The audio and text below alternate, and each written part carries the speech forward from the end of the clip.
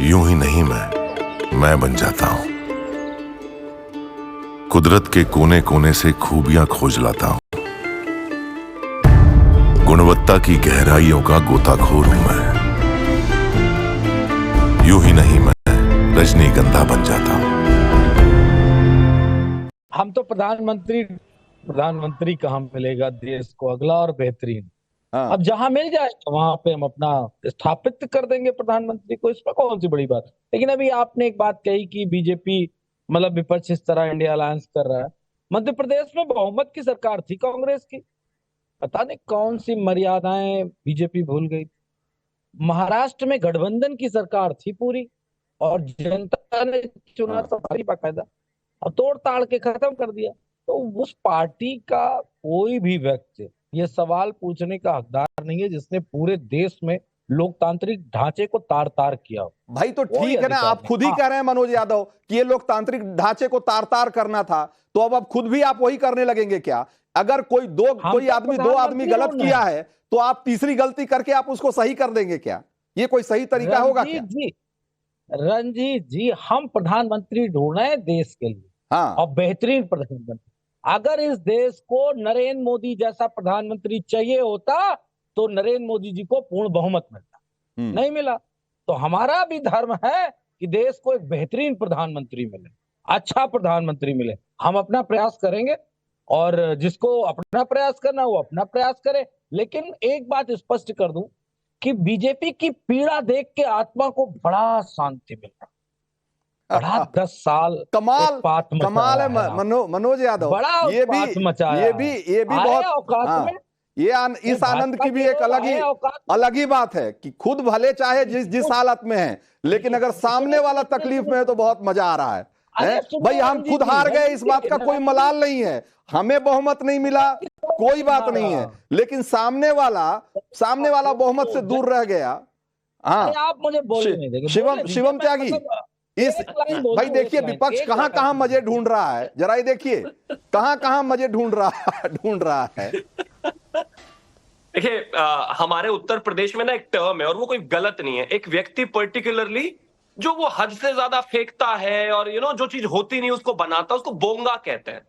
तो ये जो हमारे यादव जी है, ये बोंगा वाली स्थिति में इतने बोंगे हो गए हैं, इनको समझे नहीं आ रहा। 1994 में बनी एक पार्टी और हम बने 85 में, हम पहुंच गए 240 पे, ये पड़े 35 पे। ये कहते नहीं बीजेपी को हरा दिया। अरे 35 वाले चुप रहिए आप जरा, 35 वाले चुप रहिए, बीच में नहीं, मैं आपके बीच में नहीं बोल रहा। चलिए इस समय देखिए, अभी जब हम चर्चा कर रहे हैं, इस समय एक बड़ी खबर आ रही है। इस बहस को जारी रखेंगे, लेकिन एक खबर यह है कि एनडीए ने अपना नेता चुन लिया है। एक बार फिर से प्रधानमंत्री को एनडीए का नेता चुन लिया गया है और उनका प्रधानमंत्री बनना तय है। ये खबर है, और इसके बीच में आप जो बातें कह रहे थे, जरा जारी रखिए उसको। Thank you. मेरा रिक्वेस्ट है, मैं उनके बीच में नहीं बोला, वो मेरे बीच में ना बोले, बाद में चाहे कुछ कहे। तो ये जो बोंगे आदमी की क्वालिटी होती है वो यही होती है कि उसके पास जो होता नहीं वो फेंकता रहता है। ये 35 वाली पार्टी वाले कह रहे हैं भाजपा को हरा दिया।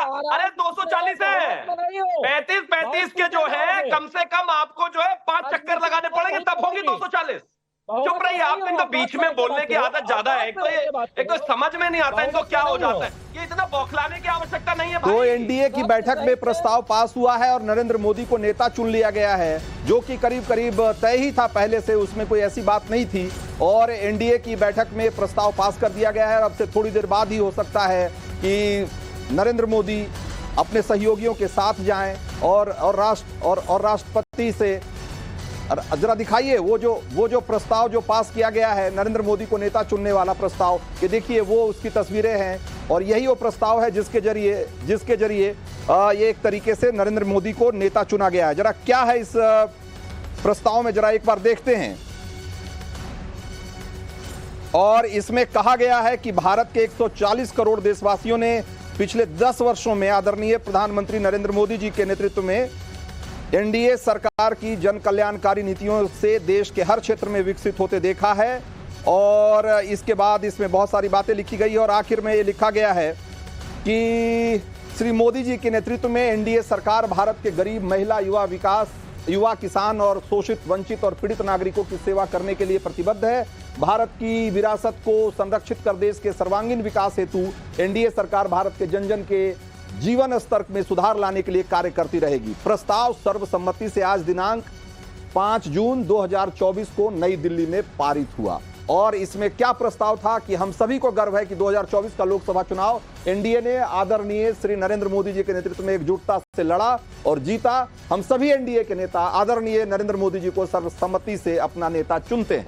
तो ये प्रस्ताव था और ये प्रस्ताव पास हो चुका है।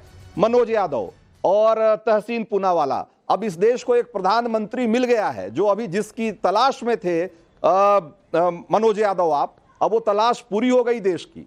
ये चिट्ठी जो है वो आपके सामने है। मैं जवाब दूं यार मनोज जी? हम तो नए प्रधानमंत्री की बात कर रहे हैं। एक मिनट तहसीन जी, हम नए प्रधानमंत्री की बात कर रहे हैं। एनडीए अपने पुराने प्रधानमंत्री की बात कर रहा है। जो नया प्रधानमंत्री देश का बनना चाहता है हम उसको ढूंढ रहे हैं। नरेंद्र मोदी तो ओल्ड इज है ना, ओल्ड ही तो है। वो तो लगातार तीसरे टर्म में अपनी बात कर रहे हैं। मनोज यादव देश ने तय कर लिया है उसका प्रधानमंत्री कौन होगा। उसने बहुमत से एक प्रधानमंत्री चुना है। आप किसी मुगालते में हैं संभवतः। ये आप कह सकते हैं, देश की जनता ने नहीं कहा।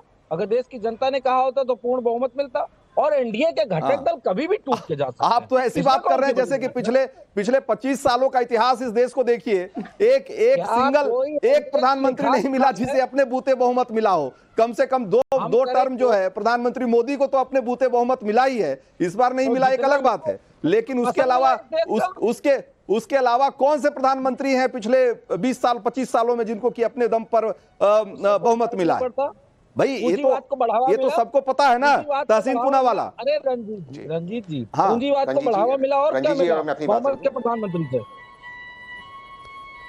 रंजीत जी, ये बात होनी थी कि एनडीए माननीय नरेंद्र मोदी जी को ही चुनता है। ये आप भी जानते, पॉलिटिकली मैं भी जानता हूँ।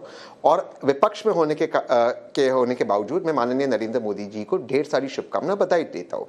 वो प्रधानमंत्री बने, देश की सेवा करें और देश आगे बढ़े।